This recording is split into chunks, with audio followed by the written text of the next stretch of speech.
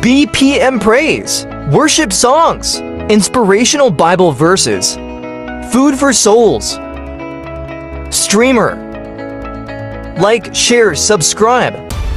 Genesis chapter 37, Joseph's dreams.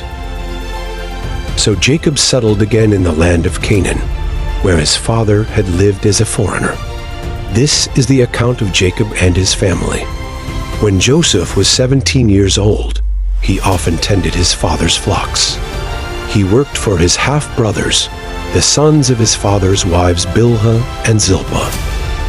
But Joseph reported to his father some of the bad things his brothers were doing. Jacob loved Joseph more than any of his other children, because Joseph had been born to him in his old age.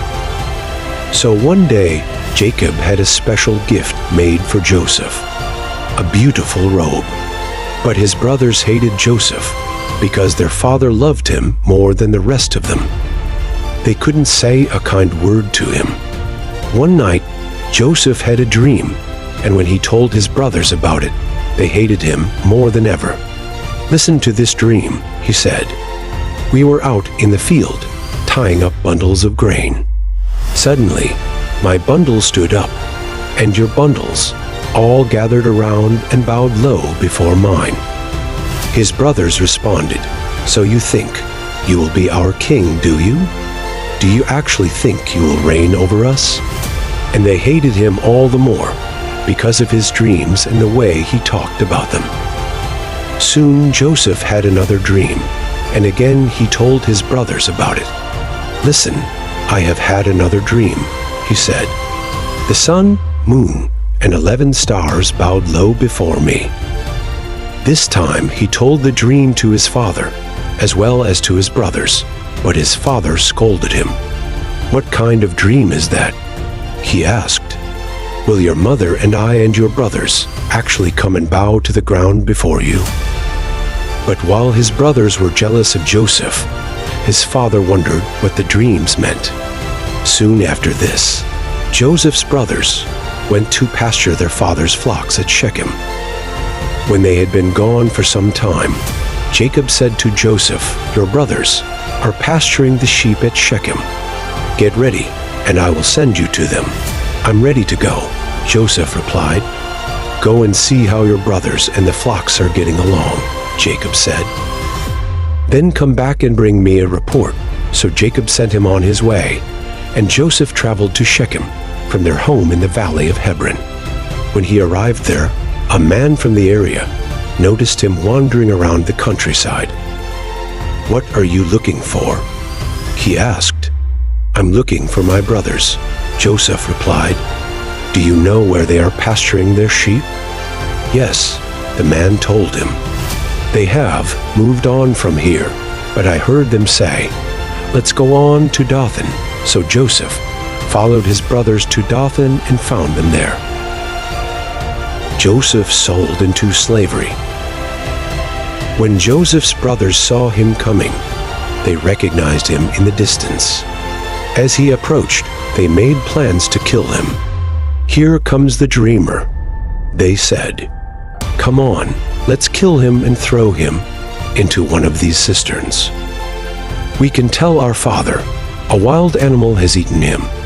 Then we'll see what becomes of his dreams." But when Reuben heard of their scheme, he came to Joseph's rescue. "Let's not kill him," he said. "Why should we shed any blood? Let's just throw him into this empty cistern here in the wilderness. Then he'll die without our laying a hand on him." Reuben was secretly planning to rescue Joseph and return him to his father. So when Joseph arrived, his brothers ripped off the beautiful robe he was wearing. Then they grabbed him and threw him into the cistern. Now the cistern was empty. There was no water in it. Then, just as they were sitting down to eat, they looked up and saw a caravan of camels in the distance coming toward them. It was a group of Ishmaelite traders taking a load of gum, balm, and aromatic resin from Gilead down to Egypt. Judah said to his brothers, "What will we gain by killing our brother? We'd have to cover up the crime. Instead of hurting him, Let's sell him to those Ishmaelite traders. After all, he is our brother, our own flesh and blood." And his brothers agreed. So when the Ishmaelites, who were Midianite traders, came by, Joseph's brothers pulled him out of the cistern and sold him to them for 20 pieces of silver. And the traders took him to Egypt. Some time later, Reuben returned to get Joseph out of the cistern. When he discovered that Joseph was missing, he tore his clothes in grief. Then he went back to his brothers and lamented, "The boy is gone. What will I do now?" Then the brothers killed a young goat and dipped Joseph's robe in its blood. They sent the beautiful robe to their father with this message, "Look at what we found. Doesn't this robe belong to your son?" Their father recognized it immediately. "Yes," he said, "it is my son's robe. A wild animal must have eaten him. Joseph has clearly been torn to pieces." Then Jacob tore his clothes and dressed himself in burlap. He mourned deeply for his son for a long time. His family all tried to comfort him, but he refused to be comforted. "I will go to my grave mourning for my son," he would say, and then he would weep. Meanwhile, the Midianite traders arrived in Egypt, where they sold Joseph to Potiphar, an officer of Pharaoh, the king of Egypt. Potiphar was captain of the palace guard.